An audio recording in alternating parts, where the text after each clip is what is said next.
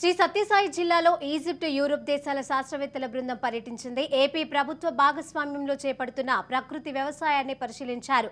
నీరు అతి తక్కువగా ఉన్న ప్రాంతాలలో మంచి ఫలితాలు సాధించే టెక్నాలజీపై బృందం సంతృప్తి వ్యక్తం చేసింది. ఎలాంటి నేలలోనైనా పంటలు పండిస్తున్న విధానాలను పరిశీలించేందుకు గాను రెండు దేశాల ప్రతినిధులు వాటర్లింగ్, లూసీ వ్యాలెస్, మొలిసా, హెల్మీ, ఔబలిషా, అమర్ సాహబీ, జస్టిస్ హాని జిల్లాలలో పర్యటించారు.